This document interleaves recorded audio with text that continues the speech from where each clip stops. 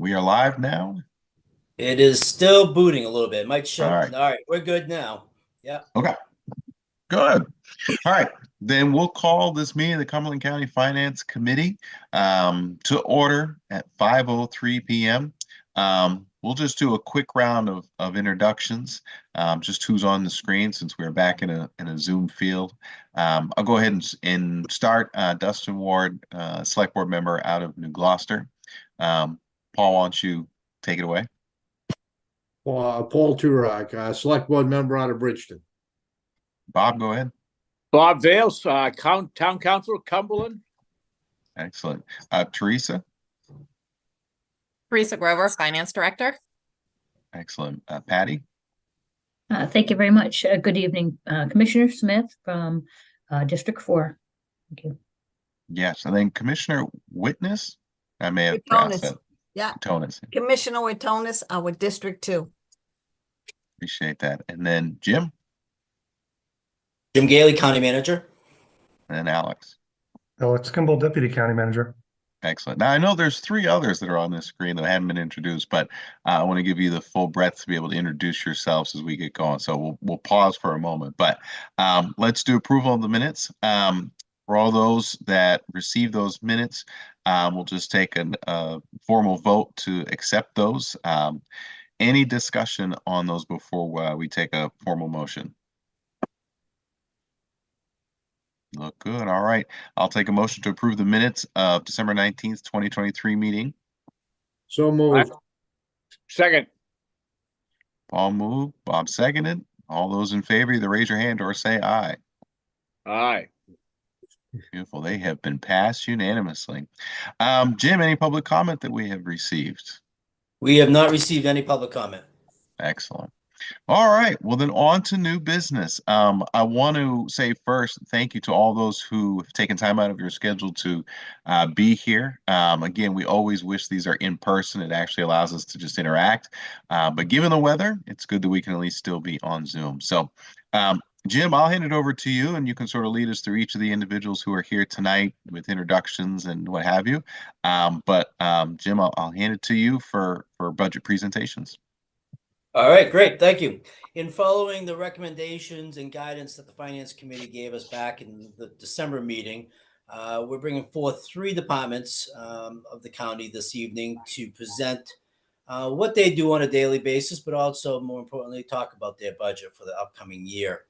The three departments, the first will be the Emergency Management Agency, led by Michael Durkin. The second will be the Communications Department, led by Melinda Fairbrother Dyer. And the third will be the Cross Insurance Arena, led by Mike LeConte. Those three, as in order, as I mentioned, will take about 15 to 20 minutes to present and will be available for any questions that the committee or the commissioners may have.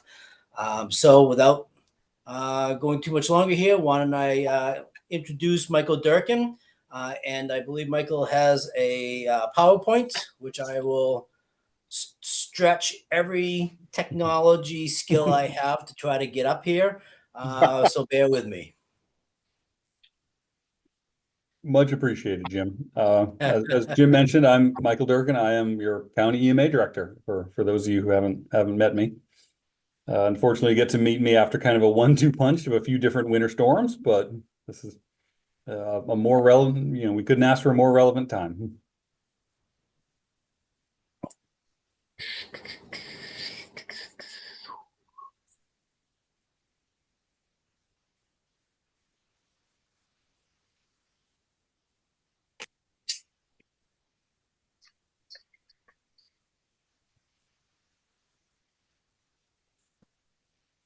All right, come on.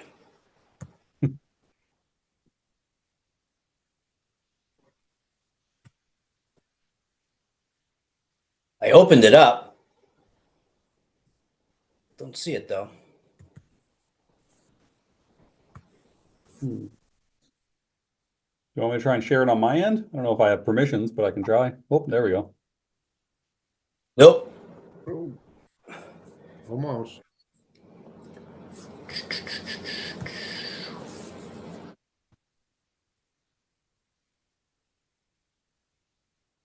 All right.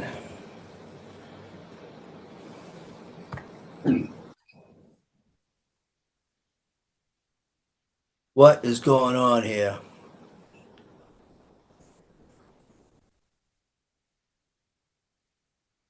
I think you might have been on the right path when you used the share screen. Yeah, that's what I'm in, but the PowerPoint's not showing up as a. Oh, here we go.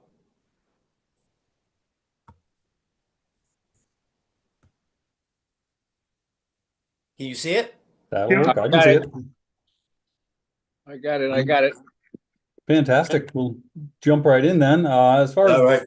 a very basic, what exactly is emergency management's purpose? Our goal is kind of those large, complex disasters. So if you picture your kind of first responders, your police agencies, your fire agencies, right? Their job is to respond to something first and quickly. Let's say there's something like a small airplane crashes in a field, a little two-seater. Fire department shows up, they pull any people out. If the plane's on fire, they put it out. Maybe they call DEP, and that's pretty much it. What we do in emergency management is our job is to manage complexity. So we come into very large, complex situations. Say that same airplane crashes, but instead of an open field, it lands on a cruise ship in Portland Harbor. Well, that incident is now infinitely more complicated, right? That just went from a very small problem that any first responder can handle to a much bigger problem that requires a system to help manage the complexity. And that's what we do. We're kind of the second responders. As you can imagine, there aren't necessarily a huge amount of those every single day, like there are small events. So we actually break our work into most of our work we do before disasters, but we do work during and after. I kind of highlighted some basics here, rough buckets of things that we do. Before emergencies, we assist different departments, police and fire departments, local EMAs in the towns with trainings and exercises. So that way they can work to manage that complexity and the system kind of keeps running for when those big events do come. We help towns with planning, whether it's emergency operations plans, recovery plans, hazard mitigation plans, those sorts of things. We do work with mitigation and grants, and we'll talk a little bit about that. But kind of a big variety of grants, attempting essentially by mitigation, making sure that when the incident happens, it's not as bad as it could be, largely. Obviously, during an event, we spin into action.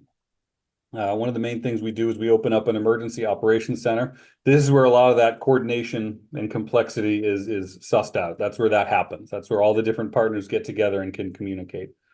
And we have a cache of deployable assets, commonly used things typically that people could need in a disaster. Think blankets, cots, that sort of thing. So things that it doesn't really make sense for every single town in Cumberland County to stockpile and have. It makes sense to have a centralized one at the county, and folks can ask for them, and we'll just disperse them when they're needed. And then we also work after disasters, because once the first responders go home and the incident's over, it's not really over. Then the process of rebuilding the community begins. And for us, that looks like assessing what the damage is, working to come up with a recovery plan, not the same as planning before, but now actually doing it. What's the plan for this incident and recovery? And then we're a conduit for some federal recovery funding that filters from the feds through the state, through the county, into the various towns. And I'll give you kind of a couple examples. Next slide, Jim. But before, I wanted to show off our org chart a little bit, just because you'll see some of the same sort of buckets, right? I'll highlight kind of Matt Yaten down here, our preparedness coordinator. He's one of the before the disasters people, right? A lot of his work is in that preparedness realm, making sure people are ready and prepared. To the left of that, we got a response coordinator. That's our during person. So you can see with the way we structure our organization kind of fits into these buckets as well. You'll see Margaret over here is our planner. The preparedness and the response positions have shifted into those buckets recently. The planning position, as we call it, is going to next shift and take on a lot of that mitigation and recovery. So in practice, it does a lot of that work now. It's just that we haven't renamed it. Jim? So a couple examples. Here's a way we do some grant assistance. A few different varieties, but I figured being the finance committee, grants and numbers might interest you a little more than some of the other stuff. We administer the Homeland Security grant for the county. Last year, this grant was about $614,000, just over that. The county can be both an applicant to this grant. So the sheriff's office can put in for stuff. Melinda's put in for stuff in the past. And my office can put in for stuff as well. Some counties, the county EMA itself takes all that money and they use it solely for internal purposes. We've had a really good history here of saying, no, we're sharing the wealth. We're gonna pump it out to the towns as much as we possibly can. Last year we started working on what's called the Nonprofit Security Grant Program. This provides security upgrades for nonprofits, food banks, homeless shelters, that sort of thing. Also houses of worship. Last year there were no projects to this program in Cumberland County. This year, what we did was we essentially took it on and decided, well, we're not going to leave money on the table. So even though nobody applies to us for this, we held some workshops to get people, that's our role, is to coordinate. So we got everybody around one table and said, hey, here's a grant, and no one ever applies for it. And so we got a bunch of nonprofits and got them to apply for it. So this year, 12 out of the 20 projects were awarded to Cumberland County throughout the state. So 60% of them came into the state. Because the nonprofit applies directly to the state, I don't necessarily see what their project is, and I don't necessarily see the amount of it because I'm not really part of that transaction. But if we're getting about 60% of it and the state's total allocation is about 2.1 million, we estimate it's a little over, a little under about $1 million. And then we're working now, the deadline for this was actually last week, so the numbers are a little fuzzy, but the Hazard Mitigation Grant Program, or the BRIC grant, that's another federal grant that towns can apply to. Say you've got that street that washes out every time it rains, and you just keep building it back. This provides mitigation money to, upsize that street, elevate that road, build a bigger culvert, whatever you need to prevent the problem and the damage from happening. It's a FEMA grant. FEMA's very big on they'd rather spend money before to prevent the problem than have to keep paying you to fix that road. So that was another one where historically the county hasn't seen too many of those applications go in. So we've been making a push and trying to get the word out. Since the deadline was just last week, I don't have firm numbers, but we know we had 7 applications put in from 4 different towns within the county. And I know the amounts are ranging from about $7,000 to 1.8 million. So big range there, a lot of going on. It's the first year we've really pushed on that one, so we're hopeful we get some successes across the finish line, and we can kind of build on that for next year. Jim? Thank you. So I mentioned our EOC, our Emergency Operations Center, is one of my most favorite slides. The only picture I put in. We activated our EOC last year 5 separate times. And you can see what all those events are. Those are formal activations as opposed to kind of the frequent monitoring events where we hear about something and we kind of start to align and open up, and it turns out we don't really need that. On the right here, you'll see this crazy looking chat room thing. That's part of our EOC. That's our information management system. So this was opened up from the past storm on last Saturday morning. So the EOC was open pretty much all Saturday from 5 a.m. till about 5 p.m. to watch for that event. And you can see some of them come in. There's Chief Selberg at the top from South Portland, gave a little update on something that was going on. Katie's from Portland there, and she asked a question about the Red Cross. You can see we have 11 replies. So we had to kind of investigate her question a little bit, get some answers. There was a bit of a back and forth. Ultimately, they were able to help her. So you can kind of see information coming in and just tracking and keeping everybody on the same page. That's not entirely what the EOC does, but that's one very valuable service that the EOC provides, is by creating that space where everybody can kind of get together and share those updates in real or near real time. Next one. So I mentioned some of our deployable assets. I listed here our communications team and our sheltering unit and a few different sort of services they provided. Our comms team did 3 field assistance visits. What that means is they go out. The Fry Island's a good example. On half of Fry Island, you can talk in the radio if you're a firefighter, and the other half, you just can't seem to get reception. So we have some technical experts who are able to go out and do a little bit of an assessment and make some recommendations to Fry Island exactly what that should look like. So they did that 3 times in 2023. They've already done it once in 2024. And some of those deployable communications assets, things like repeaters, banks of radios, that sort of thing, those were deployed 175 days, different pieces of equipment. It's In reality, it's a little bit more than that because obviously we had multiple pieces on multiple days, but we don't typically double or triple count things.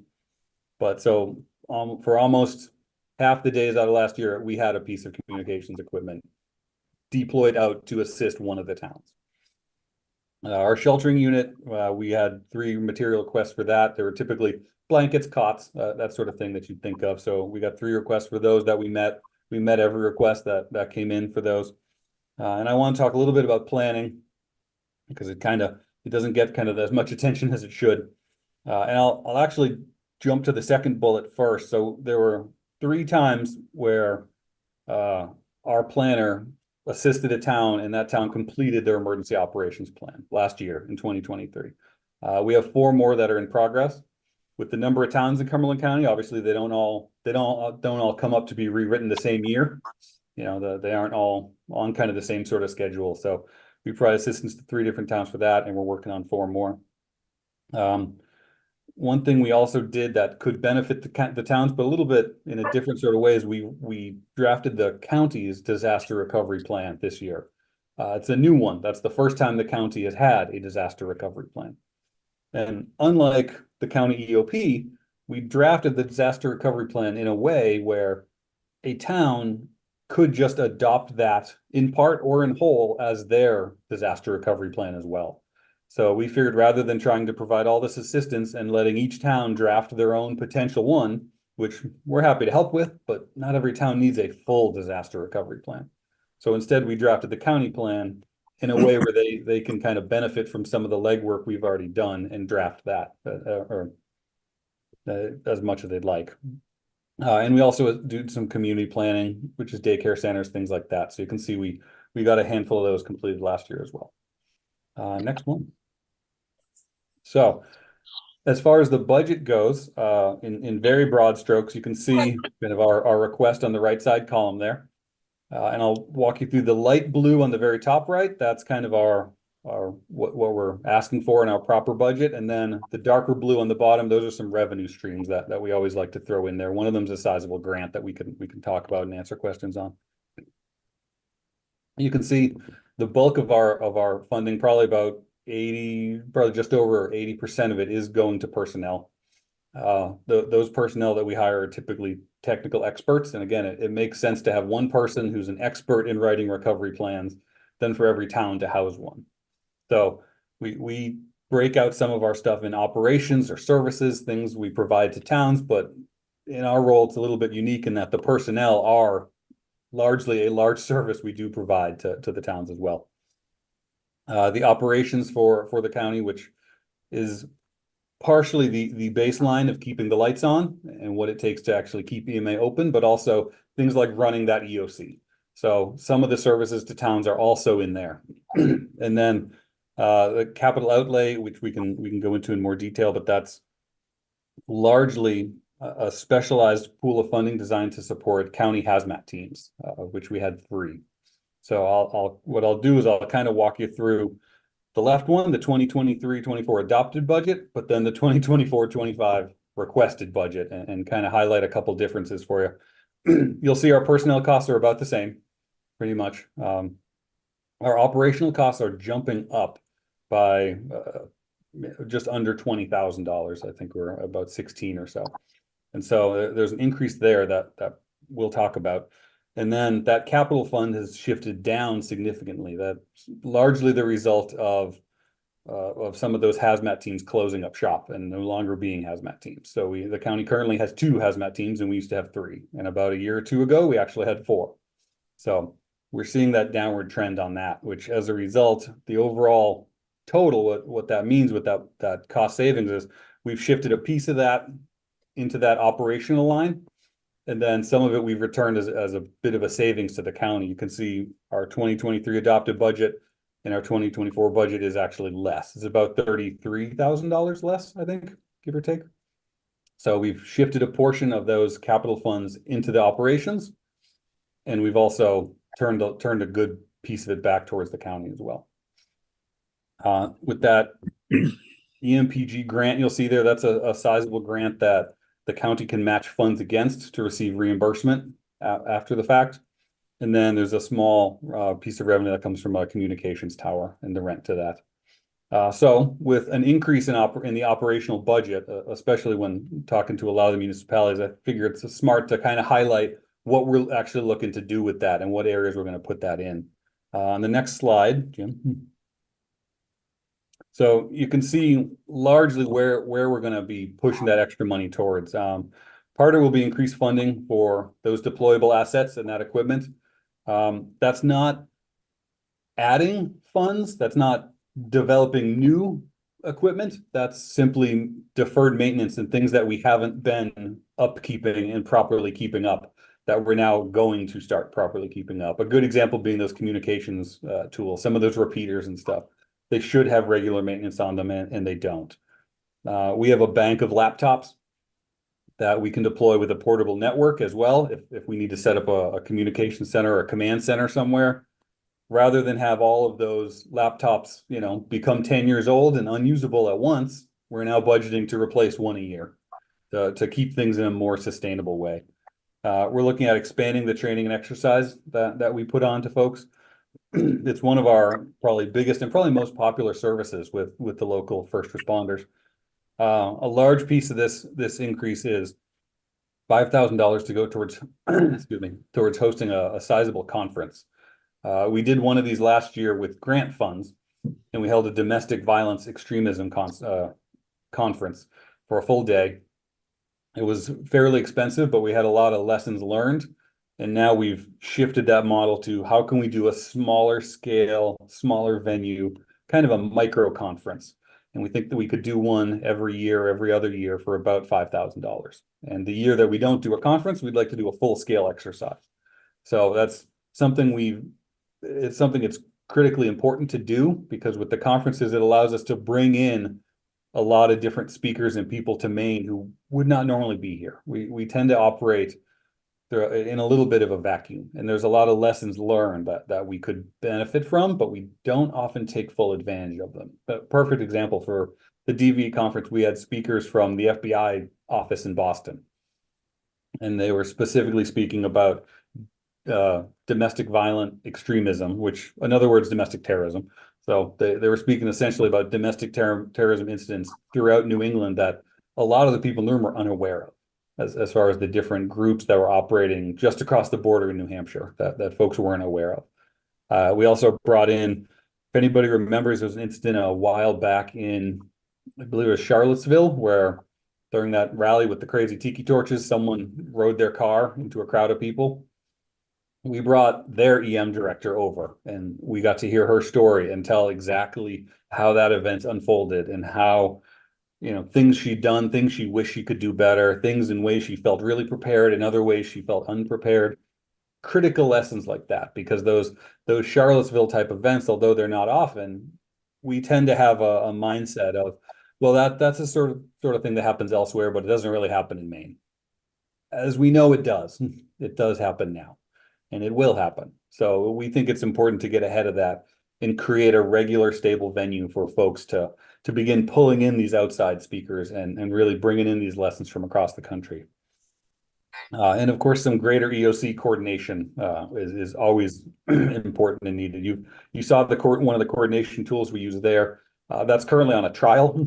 So part of the increase in funding will be to pay for that, and then to expand that beyond how we currently use it. Currently, it's us and local EM directors. Ultimately, we should be having a lot of other folks on there, right? We should have media and communications people on there. We should have water districts and wastewater treatment people on there. We should have electrical companies and utility companies. There's a lot of different sources of information that we need to pull in. So that's largely what that operational increase is going towards. You'll note these are all things that we think will benefit the towns, because that's one of our more important elements to what we do is, we don't necessarily have a desire to be a large organization or a powerful organization, but we want to be a useful organization. That's what I've been telling my staff pretty much every day. And you'll see these kind of changes reflect that. Otherwise, Jim, we'll move to the next one. What questions do you have for me?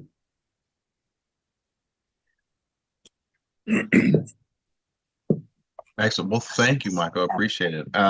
Anyone with questions from the committee? I've got one, Dustin. Go right ahead. Uh, with the storms that we're having and the global climate change, there's more recognition that we need to focus some of our resources on the marine, on the coastline, and there's a number of communities in Cumberland that share the coastline. Is there any change in your focus as to how to better prepare communities for these events? Yeah. So the whole county is our bailiwick. We don't necessarily we do recognize that every part of the county is hit differently. Every disaster tends to hit differently as well. So you asked the question at a really good time, because the recent event last Saturday essentially only impacted the coast significantly. So we've been sending out information and specifically dealing with our coastal partners on how can we kind of work through the recovery process. And what that largely looks like is first that damage assessment phase, and that's where we're at now. We have a couple days, it's only about a week after an event, for us to gather a ton of information, and us being the county, but also being those local EMA directors. We're in touch with all of them to figure out how much damage was there. And I mean a dollar amount. We put a dollar to it, and we submit that number to the state. If a county is above a certain threshold, then the state is included in a disaster declaration to FEMA. And what that means is that when FEMA unlocks that disaster funding, they come in and essentially reimburse the municipalities for 75% of those costs. Now, that's a key component of that is if you have a bridge washout, they will pay to build the bridge back the way it was. So that means next time it floods, it's going to get destroyed again. They're not paying to build a new fancy bridge that wouldn't flood every time, which seems counterintuitive, but they're two separate programs. So we are making a big push this week to work on the recovery process with those towns. We're going down to Scarborough on Friday. I have some staff who are going to go to Harpswell and some of the Portland Islands and the islands communities as well to essentially do boots on the ground work, take photos of damage, document it, figure out how much it costs, and take some of that burden off the municipalities, because it's a lot of work to do on a very short deadline. The other piece that we kind of hinted at a little bit was those mitigation funds. And the thinking is, because that threshold, that financial damage threshold, is so high for Cumberland County, it's about $1.4 million. That's a sizable amount of damage. So we tend to miss that. We tend to not make our threshold, because if something doesn't impact, Portland, South Portland, we just don't get it. You could have a tornado that blows through, a small town on the north end of the county and does a ton of damage. It's just not going to work, because we have a really high population center that skews things from the really rural parts of the county. So our response to that is that mitigation funding. Well, if we can't reimburse you for the damage, let's get you the mitigation funding to build the better bridge that doesn't flood out every single time. So we're trying to tackle that problem from two separate sides. I know one of those mitigation activities was actually the town of Falmouth, we had a coastal one to shore up town landing, which, geez, I've been here probably 2 years, and I think it's been underwater 3 or 4 times in those 2 years. So they're looking at a sizable piece of money to shore that up. We are constantly promoting those mitigation funds and those brick funds, because that's a process we can control a little bit more, whereas the recovery funds, it can be kind of hit or miss. Yeah. We are worried. I shouldn't say worried. We are tracking climate change and its impacts on Maine. I'm a member of the state's climate council, specifically to keep our finger on that and that issue and how it impacts the coastal communities, but really all of the county. Good, thank you. Yeah, no, I appreciate that. And so just sort of to clarify too, for me, is you talk about the vast differences of complexity. That complexity is based on a financial number, or it's based on the number of different pieces that get pulled in when a disaster happens, or is it a purely financial piece where you start to assess damage and say, okay, we need to further a plan or further our efforts? No, so that's a really good question. It's based on essentially we're a link in the chain from local to state. So if a town decides this is too complex for us, we need help, they call us, and that's all we need to hear. That's it. Oh, We don't ask a ton of, oh well, you'd be better doing this, or did you try it? Nope. If a town says they need help, we'll help them. Yeah. excellent. Okay, that's helpful. Yeah. Yeah, and I mean it's public knowledge, the kind of $1.4 million threshold, but it's not something that comes up typically until after the fact. That's, if someone calls us and we need to open our EOC, usually it's me and my staff who are kind of keeping that 1.4 million in our minds, but we're letting the incident play out and getting that's not the priority in that moment. Yeah. Gotcha. Okay. Commissioner Gordon, yeah, go ahead. Uh, Mike, I heard, get back to hazmat, if you don't mind. I'm interested in this. You indicated that there were, 4 teams or whatever you want to call them out there, and it's heading towards 2. Does that mean you're reducing the tasks, or are these just being transferred to the 2? And why the shrinkage? Say something about that. Yeah, great question. So I'll start with a clarifier. These are not county teams. These are the hazmat teams are technically state teams, and they receive state funding. The county has historically supported the teams because we see the importance of that, and so we've kind of provided a little extra piece of money to keep the teams as well. So the teams are housed out of local fire departments. So Portland has one, South Portland has one, and up until it's probably like 5 or 10 days ago, Brunswick had one. So the decision to start a team or to stop a team is not my decision or Jim's or anyone in the counties. It's between Brunswick and the state largely. The Brunswick team folded because largely the financial burden of having a team, it tends to get more constrained over years. And so it gets harder and harder and harder. And the MEMA entity, which is called the CERC, that manages the funding of those teams, hasn't necessarily stayed in step with them. For Brunswick, the kind of straw that broke the camel's back was on top of that, they're not seeing a huge amount of hazmat calls. They're not seeing big volume events. Every now and then they'll have a cleanup event, but the numbers the chief had showed me it was about once a decade where they were actually all putting on the suits that you see on TV and doing a full hazmat call out.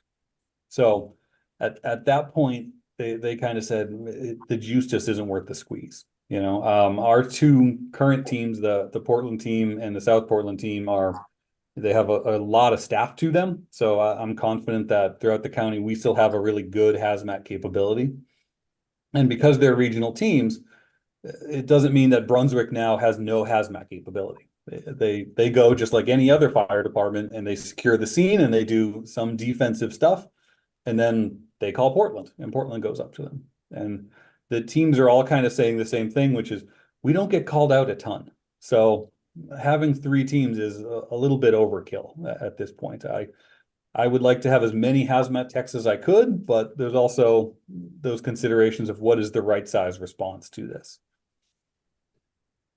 Did that answer it? Yeah, it kind of does. I guess I'd have to have a further conversation, it would seem to me, then, because I'm a great person to try to shrink some costs out of a project as long as we're satisfying the bigger. Are you suggesting, or and I realize I'm talking with people from communities, are you suggesting that maybe we have one that really serves the whole county?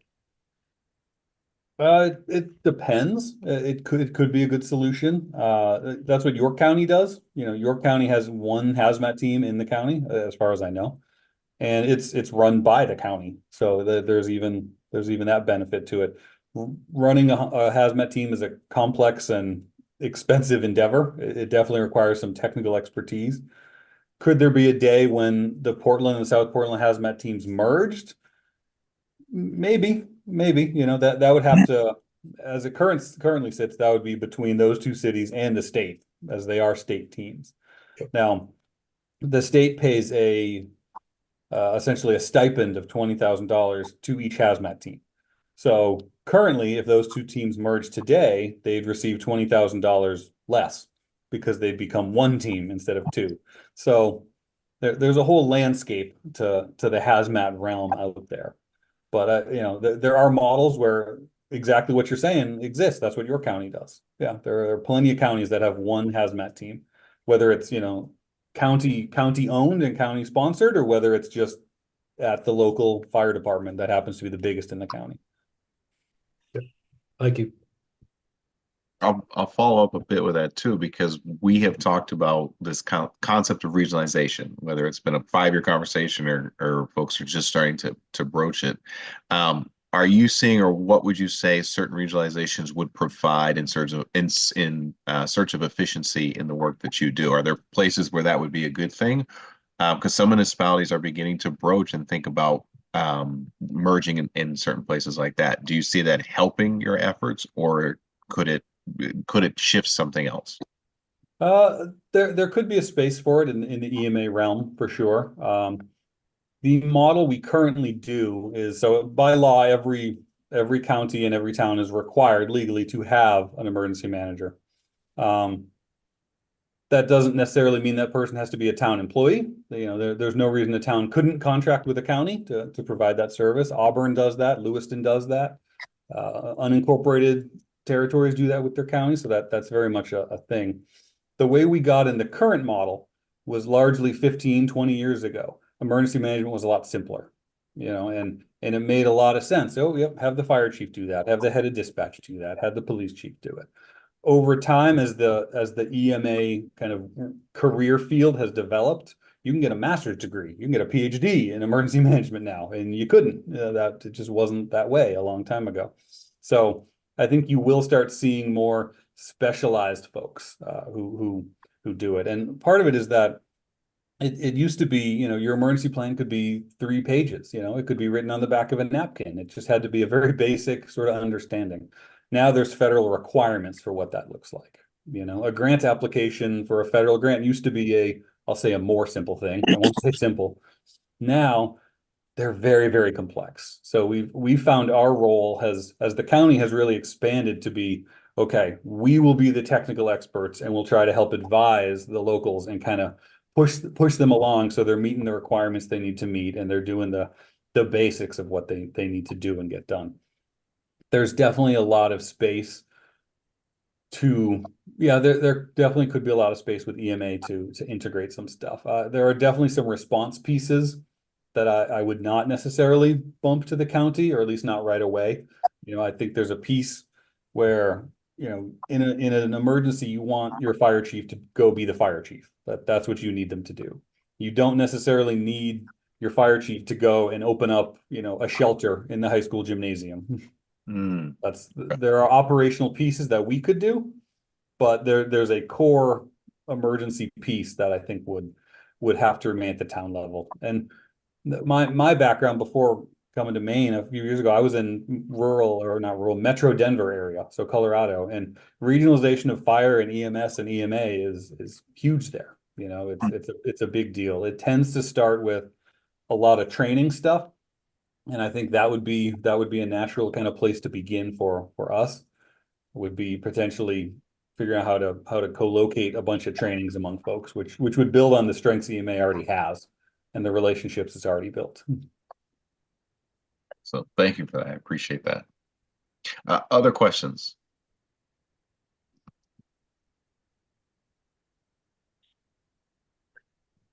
Dustin, I want to just follow up on your and Steve Gordon's comments there. Mike, I think that, the direction that from a town council's point of view, and someone who's, talked to personally as pushed for regionalization as much as possible, and frankly, seeing fire and rescue as the first step in those efforts, it would seem to me that, for looking for scales of efficiencies, that emergency management is probably the pinnacle of a place where we can now start to say let's drive this, process forward. Let's break the county into, say 5 districts or whatever. But the idea of having, a fire chief, or we've talked about this in Cumberland, North Yarmouth. It's time to push those efforts forward, and I'd like to be able to say to my counselors that, well, the county is working on an idea. The county is working on a plan. This will actually save us money, and that's really what we're looking. We're looking for efficiencies, but we're looking for cost savings too. Yeah, absolutely. I think the thing I've learned too is that one of the things that is up to the municipality is to reach out to the county, right? That it's on us. So once we get together and figure it out, then we make that pitch. And Michael, what you said too is whenever the municipality is ready, we reach out to the county in that. So it's really incumbent on the municipality to make that connection if we were ever going to make that happen. So I agree with you, Bob, and I think more than just, hey, there's a plan forming, to saying, hey, we should talk about a plan that can come to fruition. Well, and I'll just jump in and just give a little backdrop on a study that we are hoping to finish up here in the next 30 days. It had a little bit of a delay this past fall because of some health issues by the consultants, but we have a fire EMS study underway. It's been going since probably June of last year. And we're hoping that it brings forth a number of recommendations, the things that we can do on a regional basis around the fire and EMS departments within each community. How far the communities have the stomach to go with it, we'll see. But it will be rolled out to fire chiefs and managers first, and I can see meetings with counselors and select board members after that, if that's the route that the managers want to head in. But we're hoping for some good recommendations coming out of this report. Excellent. That's really good to hear. Yeah. Yeah, we've had some positive as we kind of go and have different conversations throughout the county about EMA. We've had a couple chiefs who offhand are like, yeah, you could take the EMA stuff you could take that hat off my shoulders easily. So we've had a couple kind of offhand folks. No serious shows of interest, but I think there's a few that are mulling it over pretty hard as far as could the county just be our emergency manager? Yeah. Good. Any other questions before we let you go?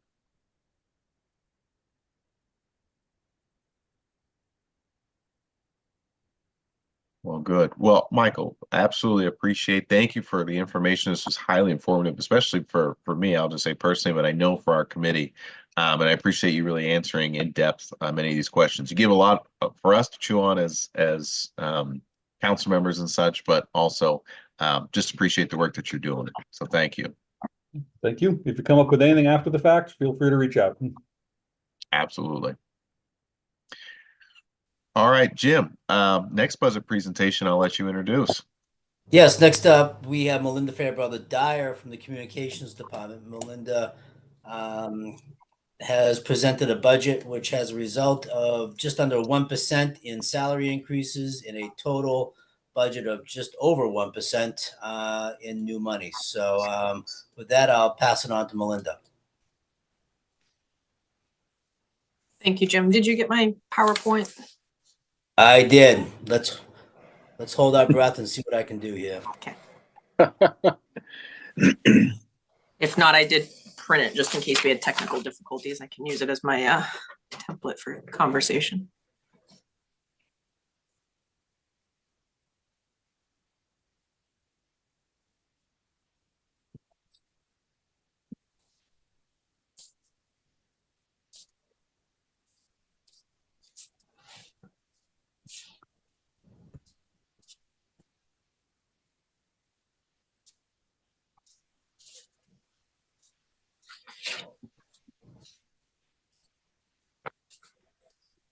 Please tell me you can see this. We can. I got it. All right. Thank you, Jim. So thank you for having me tonight. This experience was great the last few years. I was hopeful that we could all meet in person tonight, but I understand why this is the more practical approach. My name is Melinda Fairbrother Dyer. I'm the director of the 911 Center here in Cumberland County. So as I prepared some bullet points here, knowing that it was mostly the same audience as last year, I didn't want to necessarily go too overboard with the same information, but try to cater to maybe some of the questions that I thought you might have. So Jim, if you could go to the next slide. Just as a reminder, this is our organizational structure. We have myself, the director, then we have a deputy director, and then we have 7 shift supervisors, 28 full-time dispatchers, and we do have 1 part-time dispatchers. As a rule, we don't have a part-time program. This job is way too fast-paced to do it part-time. It really demands full-time attention. However, that part-timer is our IT and in-house IT person. That's worked out really, really nice for us during this pandemic. And I would imagine it working out for us forever and always, because he works in this building and we can nudge him and say, we need you for a couple hours. Would you mind staying after work? And he always says yes. He'll come in a couple hours early. He'll come in on a weekend for a little bit. So that's worked out nicely for us.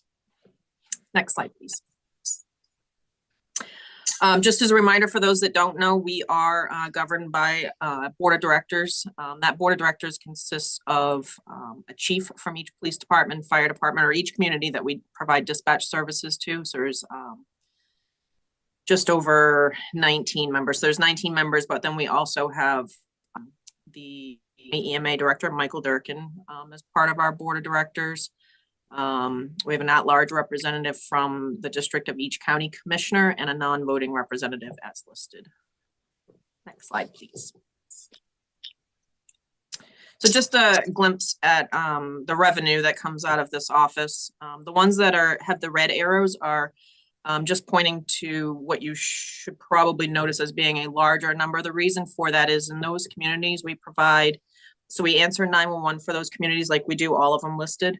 We provide dispatch services for fire and EMS as we do for everybody on this list, but the ones in red, we also provide police dispatch. Significantly higher number because it's significantly more work. It's 24/7, and it really has everything to do with the police departments and what kind of things they're initiating and what kinds of calls are coming to their communities. Next slide, please. Expenditures, I just put up our budget for the past few years just so we could see the numbers. This year's proposed budget is down in the bottom right, just shy of 4. And as Jim mentioned, we haven't asked for any significant increases in our budget because right now, which is kind of going to be the focus of the information that I share right now, our challenge this year has been staffing and getting ourselves to be fully staffed, but not just fully staffed with quality candidates, which is always an interesting vetting process. So with that, there's training expenses that we might not see in a year where we are maintaining our current staffing. So we're maintaining those that we've had and we're hiring new. So most of our increases are seen in employee expenses and not our operational expenses. Next slide, please.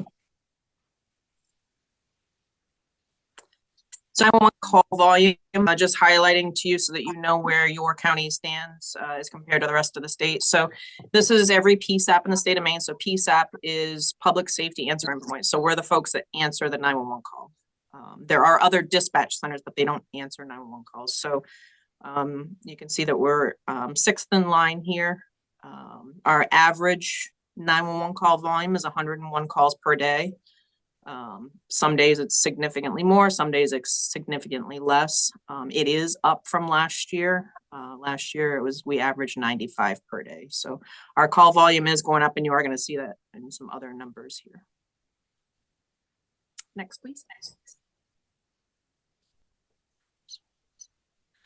CAD call volume by month. So these are calls that either a police officer, firefighter, paramedic, or a 911 caller or a citizen initiated. So and I apologize for the formatting here. I'm not sure what went wrong there.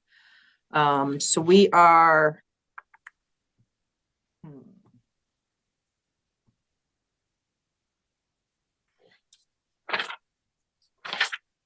I'll tell you what the magic number is, because for whatever reason I got cut off. So 2023 ended at 105,231 calls for service.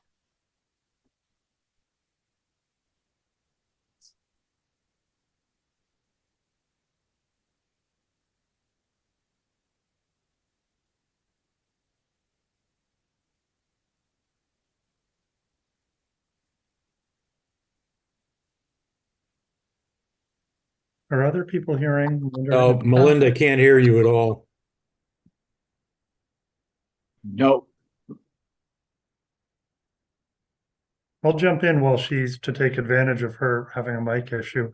One of the things that I always jumps out to me when you look at this slide is take a look at 20 and 21, the heart of the pandemic.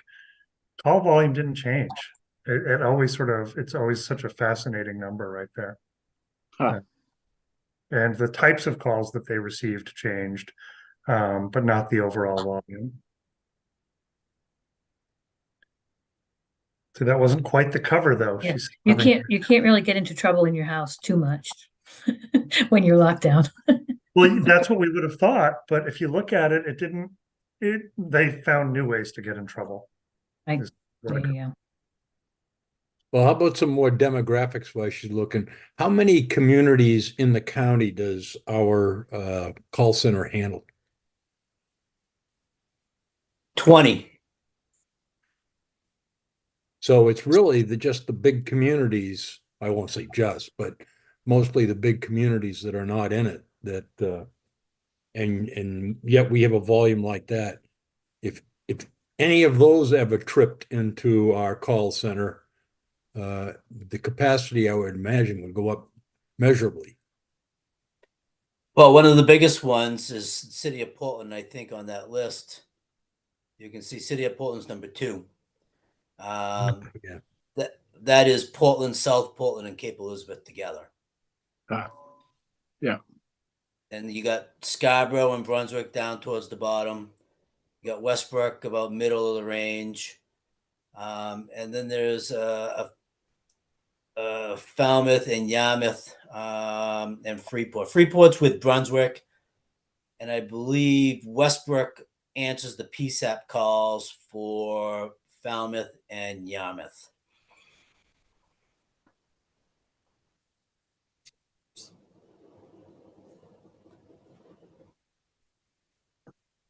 And it looks as though Melinda is having,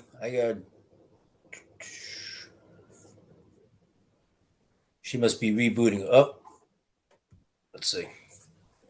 Might help if I let her back in, huh?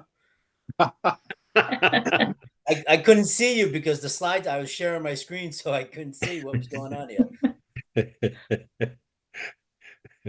Can you see now?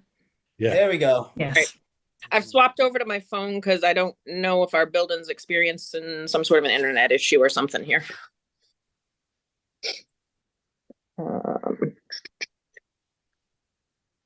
So I'm assuming that you all probably were inquiring about statistics in other communities in the 911 realm. Is there anything else that I can help answer there? If not, we could go to the next slide. Okay.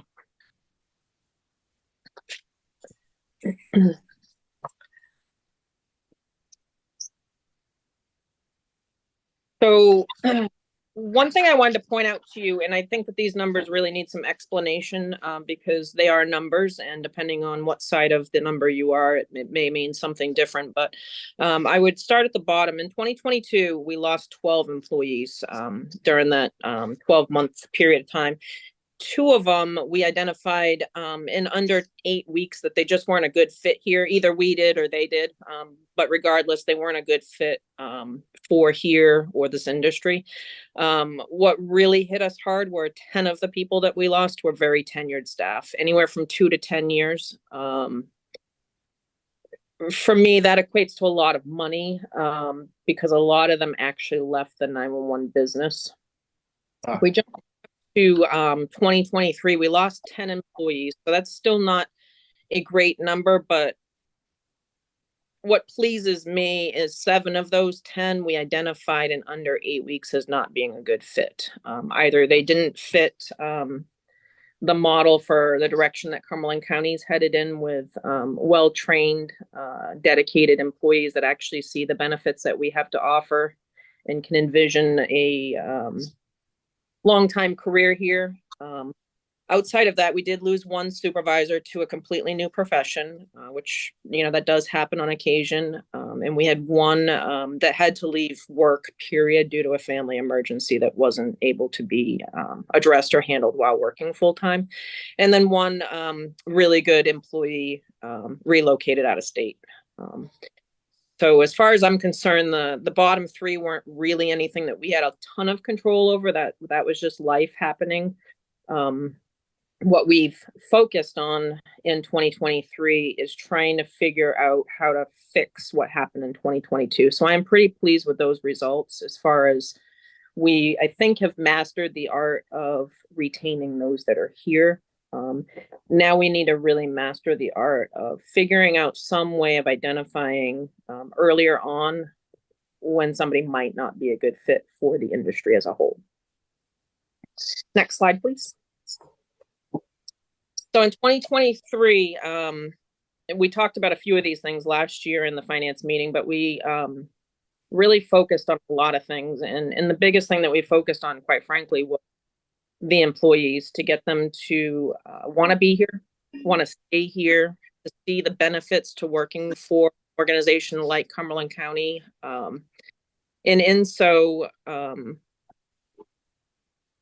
In fact, just today I asked our staff, I said, shoot me some ideas of what has made you stay here. And what I've listed here is everything that they gave back to me today. And I couldn't agree with it more, because it was really, quite frankly, where we put our focus. But it was to make sure that the teams that already exist had some clout about them. Our public education team made sure that they had some uniforms that they ordered. So when going out to job fairs and schools and whatnot, that they feel extra proud about the industry that they're representing.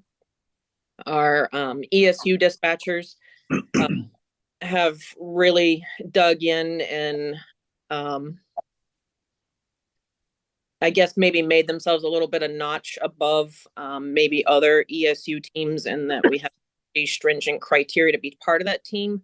But with that, being part of the team is just one more morale boost, if you will, because it's not easy to become a team member on the ESU team. We've put a lot of focus in on hiring quality employees and not giving a perception that we're desperate, which was hard. We had a point where we were down 13 employees, and it was really hard to be able to identify somebody that maybe wasn't cut out for this work and say no to them. But in our vetting process, in our being very clear with them on what the expectations are, I think we've kind of come up on the upper hand of that. Making training a priority and continuing to train folks so that they are competent in their job, and the training also maintains a level of excitement and pride when they go to these trainings. And in fact, we don't make it our practice to try to recruit people from other agencies. We just have been trying to let nature take its course there, and let our staff walk the walk and talk the talk, and have people maybe want to be like them. And we were able to score somebody from another center who wasn't necessarily seeing the career growth that they had hoped for. And through meeting them at a training and seeing our staff that were at training, and that this agency values training and sends our staff to training, caused that person to actually come join us recently. Making mental health a priority and acknowledging it as a real thing is something that our staff have noted as being a reason for staying here, instead of maybe pretending that the job isn't a high stress job. We embrace it. The county has supported a program that we did launch this year for our public safety agencies that I think has been a game changer, quite frankly. With that, we address concerns. We give employees a voice. We hold employees accountable. It's interesting at times people think if you hold somebody accountable in the form of telling them maybe they did something wrong, that it might cause you to lose employees, but it does quite the opposite. It shows everybody else that there's a standard to achieve and that we're expecting them to achieve that. And then lastly, the commitment to excellence and quality feedback to our staff was noted as an area that causes them to want to come back. Because I think that that's really the big challenge for somebody in my role is it would be easy to get lost in the weeds of the work. But I have to stay lost in the weeds of the employees in order to keep them around here. Next slide, please. Our current staffing is myself, 1 deputy director, 7 shift supervisors, 19 line staff, and we have 7 that are in the training process. And then we have 2 vacancies with 18 people vying for those 2 vacancies. Next slide, please. So I did want to highlight here new hire expenses. Somebody who comes on board from day 1 until about week 18 when they're able to work a shift by themselves, have all the certifications that they need. We're looking at about $30,000. So this is why I have challenged my training team to, we've implemented steps to find early recognition to help a person identify that this is or isn't a good career for them, and to help us figure out what is the threshold, what is the mark when you have person A heading in this direction and person B heading in this direction, having the courage to stop and say, okay, you're not headed in the right direction. Can we get you back on track, or is this maybe just not the job for you? Because we don't want to spend that $30,000 and find out a year into employment that they just weren't a good fit to begin with. So we're trying to be respectful of this number and not obviously not waste that number. And there's just some things that we can't vet through our process until somebody actually comes here and starts working to see if they can actually learn the job. We've implemented testing. We have a background check that, believe it or not, is attracting people. I spoke to one candidate one day and I said, look, agency A doesn't do a polygraph. Once you get a little bit of age under your belt, a polygraph is a little bit more in depth because we have more to talk about by the time we get into our 40s. It's not like somebody who's 20 who maybe only has a couple years to discuss polygraph. So there are some agencies that don't do polygraphs, and he said that's why I want to. I want to know that I'm sitting next to people that are the same caliber that I am and have been through that same process. So our background checks that we do that are very intensive are not a deterrent currently. They're actually starting to set us apart maybe from some other agencies and cause people to want to be part of the more in-depth background. Next slide, please. Anybody have any questions?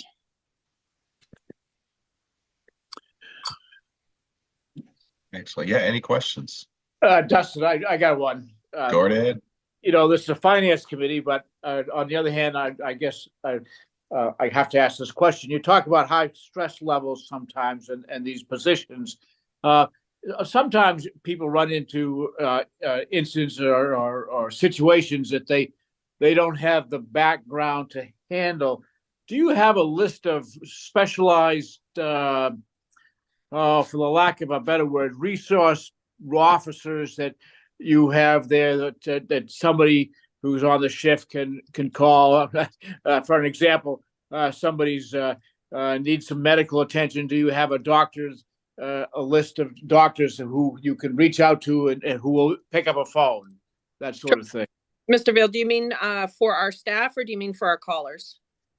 For your staff who can reach out to a professional that will help them walk them through a situation? In other Yes. words, So here in 2023, so since our last finance meeting, we launched a public safety wellness initiative where if they choose to, on their phones, they have an app. So 24/7, they have access to 24/7 numbers, anywhere from if somebody's experiencing a hard time with alcohol, somebody who's experienced a domestic violence situation, somebody who's experienced a mental health situation for themselves, 24/7 access to those helpful numbers, but also annual wellness check that is paid for by the county to see if you possess the resiliency tools that you need to do a job like this, or if maybe you would be best suited using our medical benefits to access a clinician and see them weekly, monthly, quarterly, whatever the recipe might be. oh, you kind of answered my question in a backwards way. I wasn't thinking about your employees, but your employees relating to someone who takes a call. Sure. So when we take a call, we give them a police officer, firefighter, or a paramedic. So a They- medical.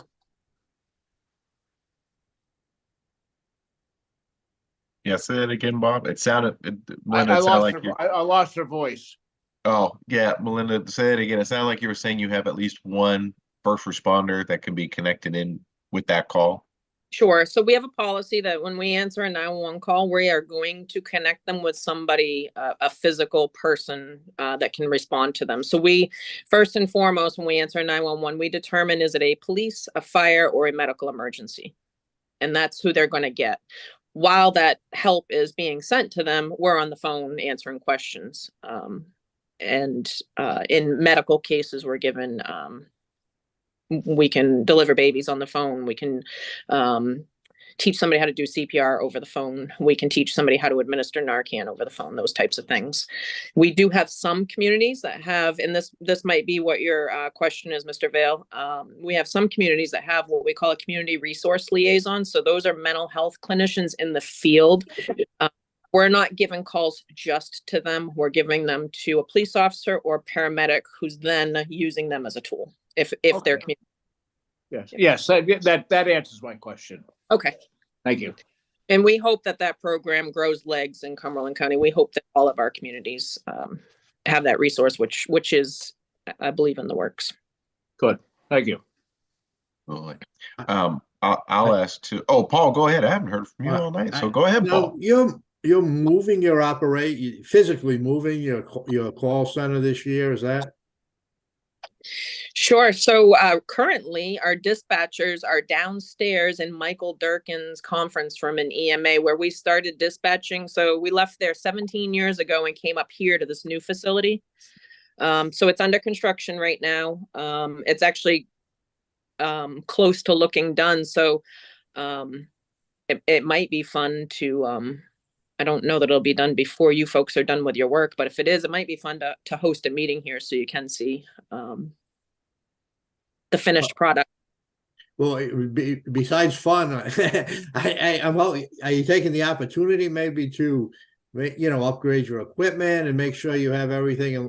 It must be an enormous undertaking, really, because you can't miss a beat in that job that you're at. Yeah, we were pretty proud when we relocated. So we sent all of our dispatchers downstairs into EMA. Now, as you've already pointed out, there were several hundred steps in doing that. But on the other end of the radio, aside from the fact that they knew we were moving, they didn't notice that we were moving. We didn't miss any radio traffic. Nothing stopped while we made that transition down there. So we're hopeful that our transition back to our new state-of-the-art center will be as seen. So we are taking the advantage structurally to make all of the necessary modifications. As far as computers and whatnot go, our county IT department does a wonderful job keeping us up to speed with the latest and greatest, maybe not the latest and greatest, but with quality equipment. Expectation that everything works and we put in a help ticket and it gets fixed. And just to expand on that, Paul, We have dumped probably over $2 to $3 million into the facility in the last year. We're not only rehabilitating or rehabbing the existing facility that we have, but we also expanded it with an additional room that has additional 4 workstations in it. So the expansion on top of new workstations, on top of probably within the next 6 months, us looking at a implementation of a whole new digital platform radio system, and then working with towns on putting digital radios and mobiles within their vehicles and on their belts. There's quite a bit of money that has gone into the communications department and communications in the county as a whole. Starting right in October when Melinda moved out of that moved out downstairs, to probably June or July of this year when we get that radio system fully up and running. Good. Excellent. Linda, let me ask you about calls. You showed the total 105. Any types of calls that you're seeing that you didn't see last year, or any shift in calls that you're handling? Just was curious about types of calls that you're getting. Sure. So we're getting all the same calls that we've always gotten, but I would say they're during COVID, we saw a little bit of decrease. Number of reasons. There were times when police chiefs said, "Don't initiate anything; only go to stuff that you're called to," so that they could have close contact. And then there were citizens that were afraid to call for an ambulance for any number of reasons. Maybe they thought they'd get sent to the hospital and wouldn't be able to see their family. Maybe they thought they were tying up a resource that in their situation that maybe wasn't important enough, but we saw a little bit of a decrease in call volume during COVID. So it's back up, but I would say hands down, mental health related calls. Regardless of what we call it, there's a lot of them that really have a linkage to that in some way, shape, or form. Sure. And then just as to sort of so I can understand the definition of a call, because sometimes you'll get false alarms or hangups. People will call and then hang up. So is the definition of a call where you actually interact with someone on the other end, or is a call anytime that it just at least rings on or is connected on your end? Sure. So it depends on what we're talking about. So with 911, if 911 rings, we're putting a call for service in, and we're going to do everything. If it's one of those ones that you speak of where there's nobody on the other end, we're going to do everything in our power to figure out why did that call come here, because they don't happen for no reason. Right. Sometimes accidental, but sometimes they're what we call a vague call. So we treat them all like an emergency until we prove otherwise. If somebody calls on the 7-digit number, we have many communities that have administrative folks that work 9 to 5 type hours. So when that administrative folk isn't there, the calls get transferred to us. So not all calls that come in are a call for service. So just a little while ago, we have a detective who's with a domestic violence victim. And there was a phone call that came in here for a cab ride or an Uber ride. That wasn't a call for service because it's about a call for service. So we just transferred that direct to him and he had a conversation with them. Excellent. Okay. Thank you. That's helpful.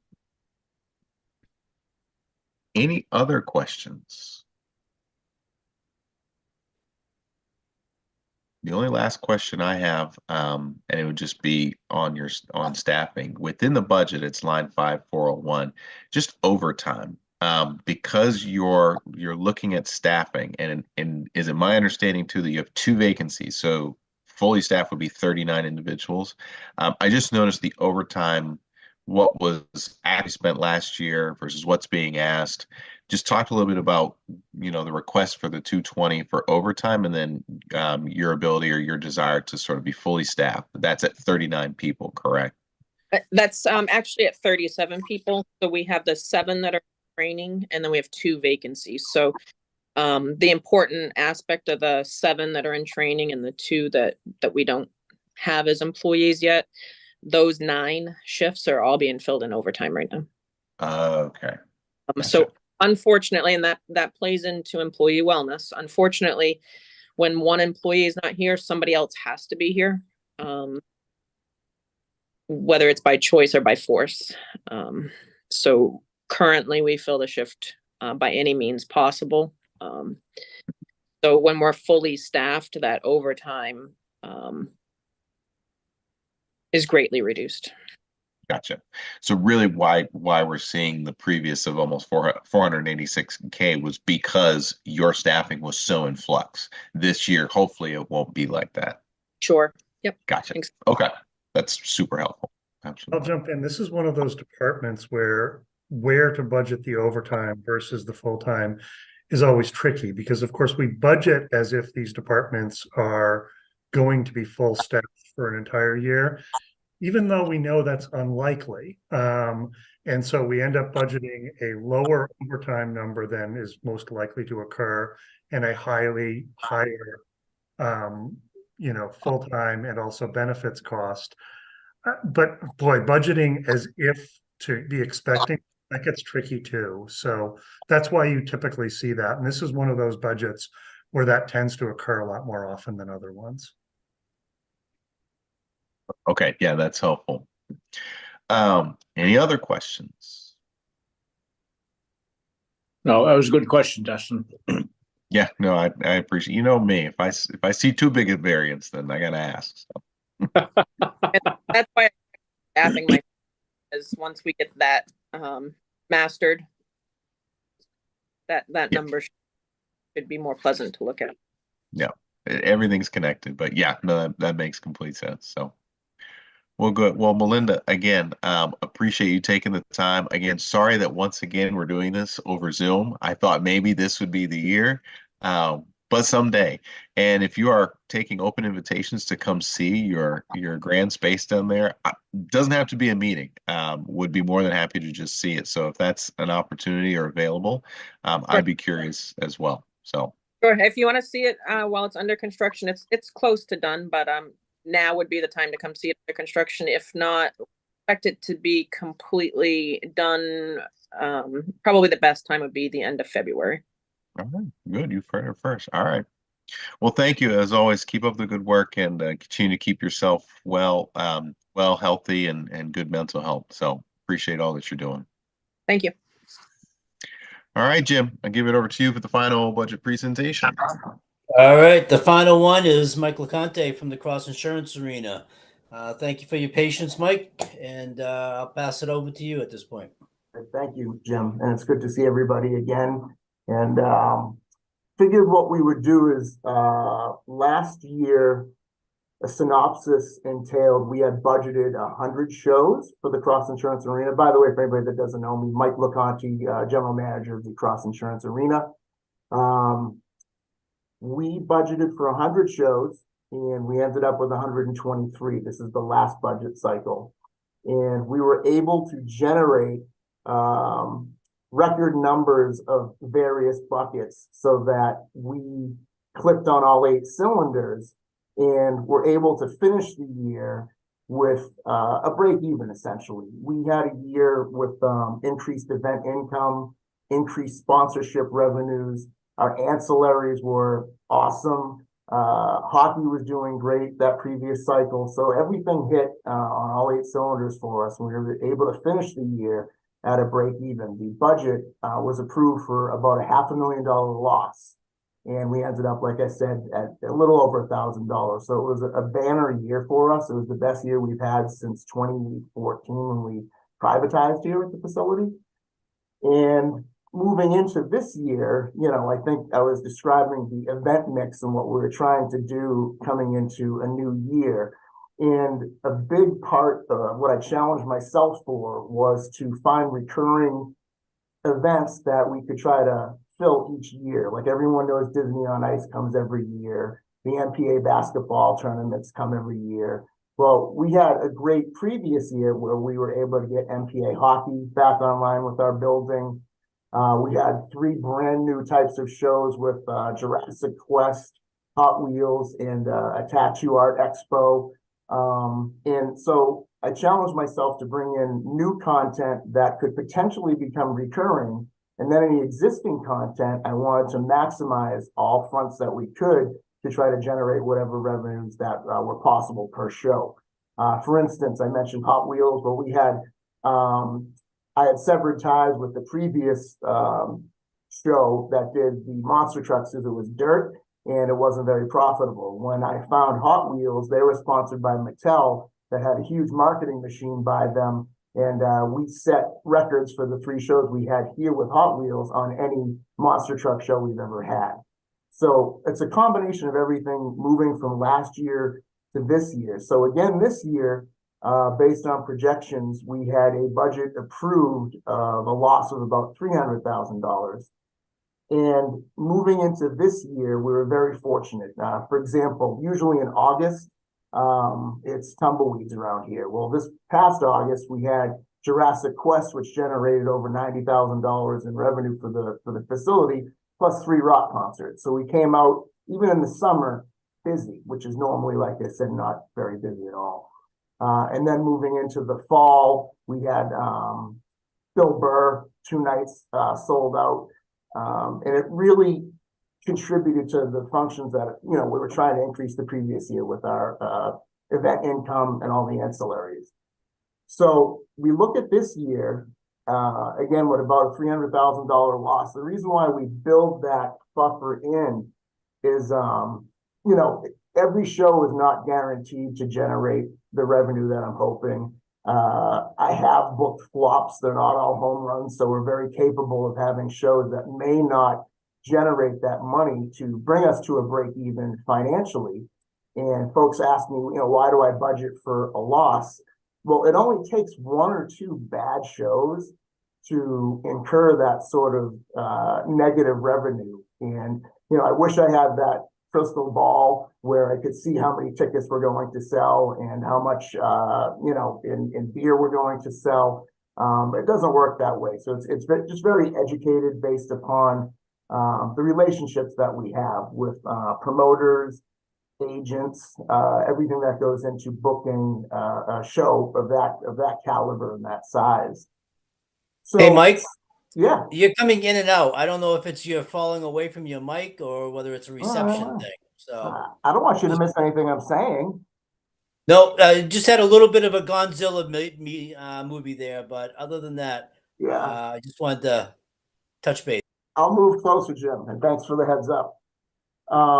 So again, moving into this fiscal year, we have really improved upon many of the departments that we were struggling in post-pandemic. We were able to fill out a lot of our event staff. We backfilled some full-time positions that were very much needed and put us in a really good spot to continue to excel. We're also very fortunate that for this fiscal year, we were able to bring us to a level right now. We're at about $380,000 ahead of budget, which is great. But like I said, we have that buffer built in there because I don't know how a show is going to perform. So this year should be another hopeful banner year as the previous year was. Upcoming in June, we have Cirque du Soleil, which usually is a great response for us and a great moneymaker.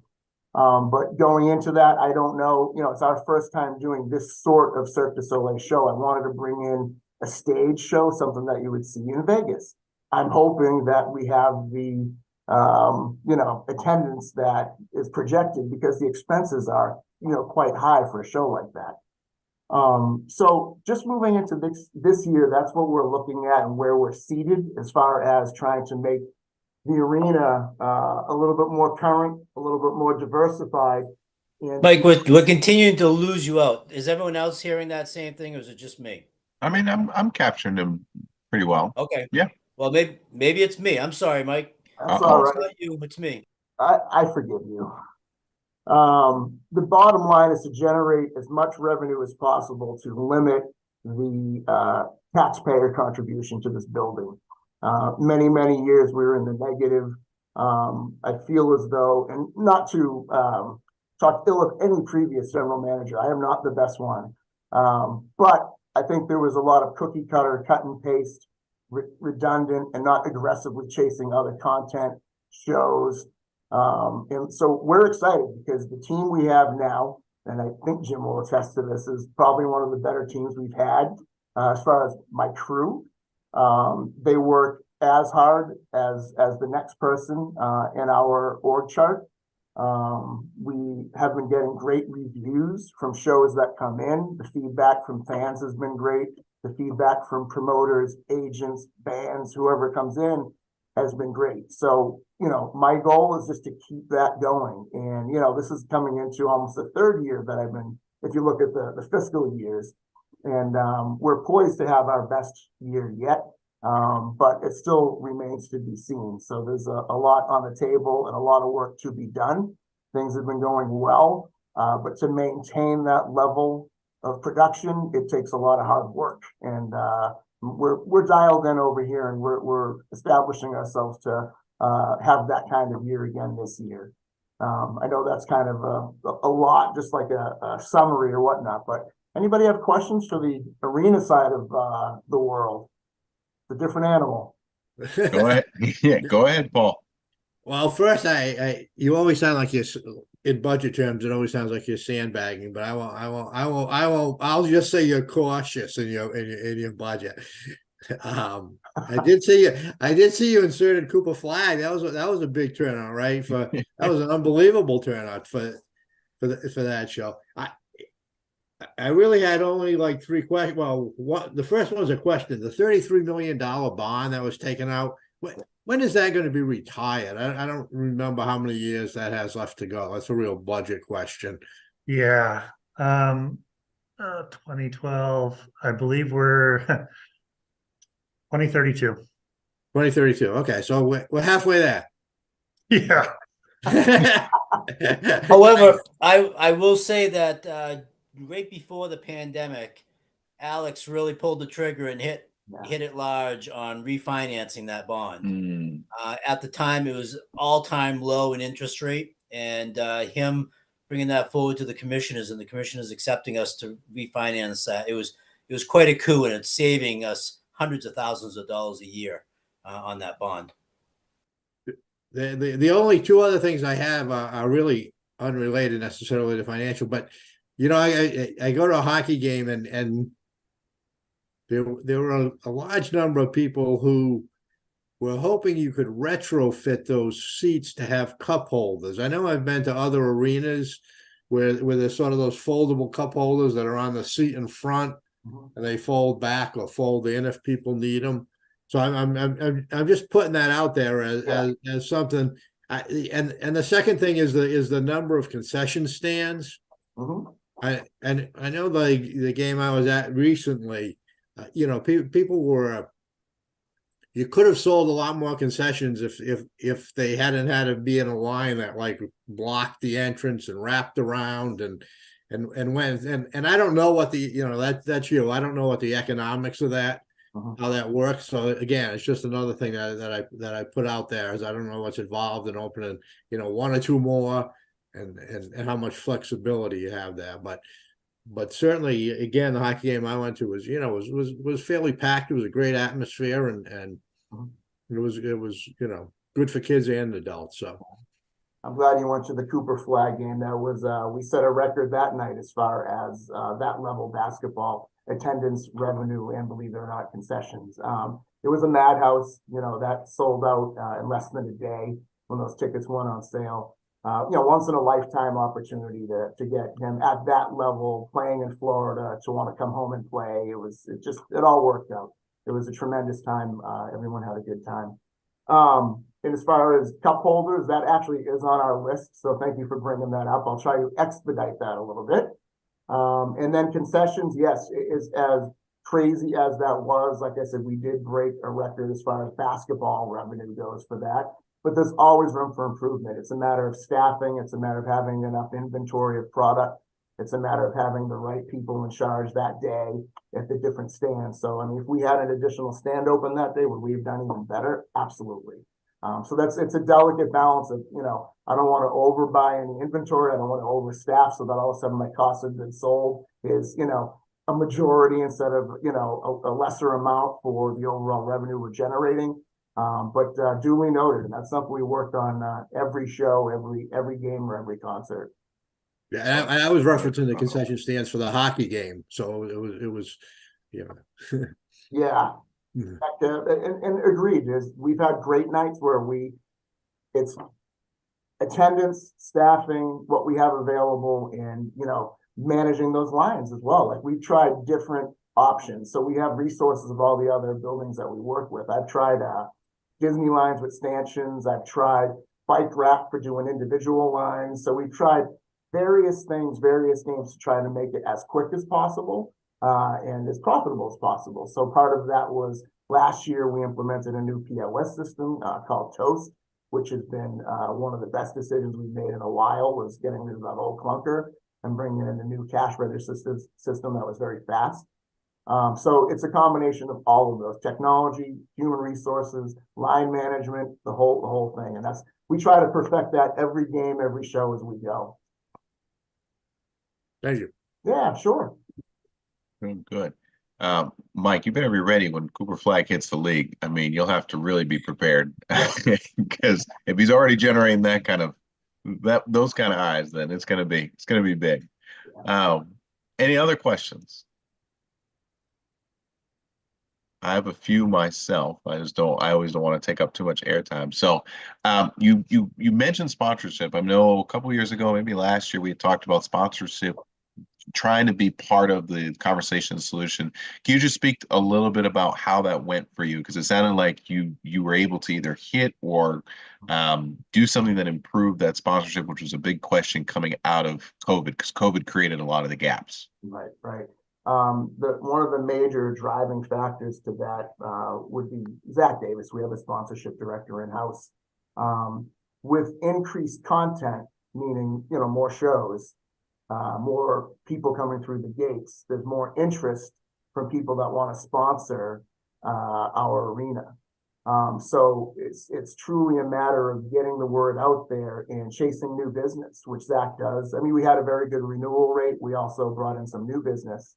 And we make it that much more attractive when, I say we're broadcasting on this streaming, we're going to have, so much exposure. We've increased an additional 23 shows, which accounts to another, 45,000 people coming through here. So it's a delicate balance of, me generating quality shows, that's the goal, and then working with Zach to chase new partners that want to come in here and work with us. So it was a combination of that year, the previous year, where the best year we've had, and this year we're on pace to beat that again. So we're just pedal to the metal on that. Excellent. No, that's great to hear. And so in this year, I know you said last year you budgeted for 100, basically 100 events or 100 shows. You got 123. Are you going back to that same number of 100 for this year, hoping that you'll hit even greater than 123, or are you trying to play more of a little higher average? So with budgets before I was GM, I helped with the part of generating that and budget since I've been GM. We've had years with 94 events, 86 events. So 100 was my goal. So I go with 100 a year. Unless all my recurring shows do sign contracts for future years, I'm probably going to keep it at 100 on a go forward. I wish never to go under that, obviously. You know how I work, but I went with 100. No, that's great. That it's sort of helpful to sort of hear your planning and processing. So again, I hope you have the 123 or the 140 or what have you. So Sure. only other question I have, and then I'll open it up to others, is last year, if I remember right, I was just looking through notes. There was a conversation about the conversion into a hospital that would be built into the cross insurance arena. Where does that stand? Did it ever come to fruition, or has this year changed that thought process? It did not come to fruition.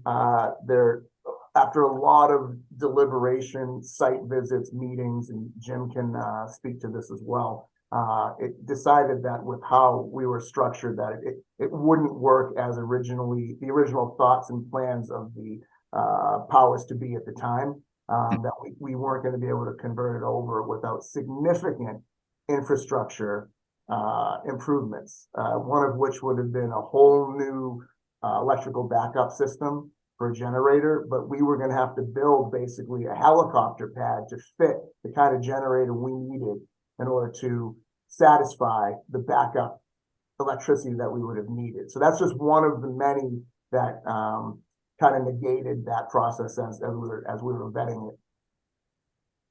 Gotcha. No, and I again, just looking back at notes, I do remember that conversation. So, fair enough. We'll see what the next conversation comes up with, how we want to restructure that. But you'll never know. But all right, no, that's good. Any other questions for Mike?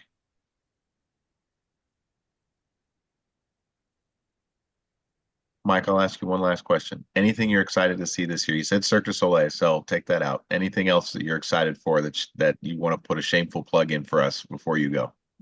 Oh God, you know, and I haven't even got the deal yet, but I am so desperate to get when Cooper Flag goes to Duke. I am desperately trying to convince Duke and UMaine to play their game here, not elsewhere.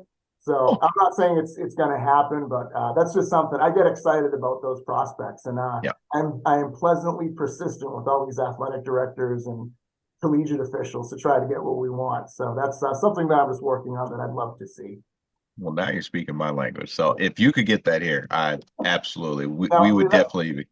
We just had Indiana. We had the Hoosiers in town, Yes. which was just amazing having them. So, you know, with Indiana University, with what we just had with Montverde Academy, I was able to generate a very attractive marketing approach to trying to get this game once he goes to Duke. So we'll see. I'll keep you posted. Yeah. I can't forget Mackenzie, right? Came through for Mackenzie Holmes, So yep. No, And so that was another sold out event. It was an amazing event. That broadcast on ESPN Plus, so the service. Yeah. Well, we're getting put on the map one way or another, so thanks for helping us in doing that. Yeah. My pleasure. Well, good. Well, Mike, it's a pleasure as always to have you here. Thank you so much for taking the time, filling us in, and good luck with everything that you're planning and whatever happens in this year. So thank you. Thank you you're very very much. welcome. Appreciate it. All right. Finance Committee. Jim, anything else that you want to add? I know you've had each of the departments present. Anything that you wanted to add, words that you want to say before I ask a couple questions too, but anything you wanted to add? No, I think all three of them did a great job explaining what they're doing day in and day out. All three of them are very busy. They got their special projects out in the communities and really doing a great job for the county and the residents of the county. You know, it's an exciting time to be with the county right now because we've got an excellent staff and a lot of good thoughts going into things and a lot of initiative. So it's fun. Absolutely. Yeah. Well, good. Well, then let me address the Finance Committee and say technically what's the next conversation on the next piece on our agenda is to do actual work on the budget here. I'm going to leave it up to the group to maybe discuss. Do we want to tackle any pieces? Do we want to tackle anything specific to what we've heard tonight? Or do we want to take a break, step away, and come back at our next meeting and finalize anything? We'll have the sheriff's office and the jail. So we'll have definitely probably time to do any additional work and then a wrap-up meeting in February. So I'm curious how the committee's feeling. You've been on Zoom almost 2 hours, so that's why I'm asking. I think I'm good. I had one totally unrelated to anything that was discussed tonight. In looking back again through the budget, and oddly enough, it's in the grants and human services area. We have there's $10,000 that goes to the Portland Public Library. I was wondering if it would be feasible to take $25,000 that goes to the United Way distribution and give $1,000 to each of the libraries in each of the towns in Cumberland County. And I'm tossing that out there as again, unrelated to anything we discussed tonight, but something that I would be, interested in the county commissioners and the county considering, because that, I mean, frankly, the United Way has a lot of money that they distribute, and it's a good, it's a good organization, and a lot of funds run through them, and they allocate fine. But in terms of the, directly serving the communities in Cumberland County, I think $1,000 per library would send a message to the small communities that Cumberland County is redistributing some money in their direction. I like where your head's at. Jim or Alex, did you want to offer a response, or do you want us to think on it or give us, because I know that money put aside for certain grants had a reason. So, but I'll let either of you answer it if you want. Well, I can jump in and just give a background on the Portland Library contribution. That has been a contribution of $10,000 for as long as I've been with the county, which is creeping up on 8 years now. And it was even before me. The $10,000 and the philosophy behind that, and that why do we single out one library and provide that funding for? It's because that one library allows anyone in Cumberland County to come and take out a library card. So anyone in Cumberland County can go to the Portland Library and take out a book or anything that they have in their building. That doesn't always ring true with other libraries. Other libraries, I know coming from South Portland, we did not have that type of agreement. If anything, in South Portland, they worked with maybe Cape, and that was about it, Cape Elizabeth. So, that's one of the reasons why we give to Portland, because they do offer that to every community resident to be able to take out a book at the Portland Library, which by far has the greatest collection in the county. Yeah, and again, I was not thinking at all in terms of reducing the Portland Public Library. I was thinking more in terms of expanding, or if you did it to all of the libraries, then it would be serving each of the Cumberland County residents, even if it went to a library that didn't have the whole, interregional lending piece associated with it. Yeah, no, Paul, I completely understand what you're doing. And you're saying basically it would give Portland Library 11, and then all of the other surrounding libraries at least an extra 1,000, moving that 25K that would go to United Way. Correct? That's what you're sort of. Yeah. Correct. Yeah. Sorry, I was just pulling up my budget to sort of see, because you're right, the grants and other opportunities that we don't talk much about it, but it's definitely something to consider. Other thoughts? Bob, any thoughts on that?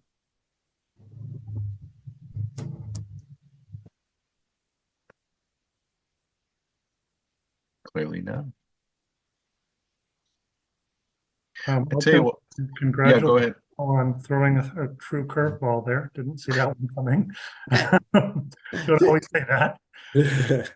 Again, to be discussed, and not necessarily, we got a ways to go before we finalize things. So yeah, I'm open to chewing on it, Paul. Like stepping away from it, I think it's a good thing to sort of think about and chew on, and what would it mean moving forward. So, yeah, no, I appreciate you saying that. Any other thoughts? I don't know where Bob is at. Bob, any thoughts from you? Wonder if he's stepped away for a moment. Well, Paul, tell me this too. Are you feeling, besides throwing that thought out, do you want to go through any pieces of the budget tonight, or do you feel you've gotten what you need, and then we'll come back a little bit refreshed for the 30th and tackle those pieces? Plus, we'll have a whole wrap-up meeting as well. I don't want to extend our time, especially we have folks on the call as well. So, but want to make sure we complete our work as we need to. Yeah, I'm feeling good about where we are and coming up to the meeting on the 30th. Yeah, good. Bob, if you can hear us, if you want to jump in with any thoughts, go right ahead. But I'm sort of feeling the same. Jim and Alex is We've had some great presentations. We've seemed to have gotten a lot of the information we've gotten. So with 2 meetings coming up, I'm good if both of you are good for this evening. I am good. As always, if there's a question that pops up or an idea, please send us off an email, and Alex and I or Teresa will try to answer that, or at least get the answer so that we can report out at the next meeting. So that opportunity always exists. Excellent. Well, thank you. I always appreciate you are always good at, you both are, about getting back to us with anything. So, well, with that, then we'll adjourn at 6:48 tonight. Hopefully, again, we'll be in person. If anything happens, rain, sleet, snow, something like that, we'll be right back here on Zoom. So, thank you all. Really appreciate your time, and we'll see you in person on 30th. Great. Thank you all.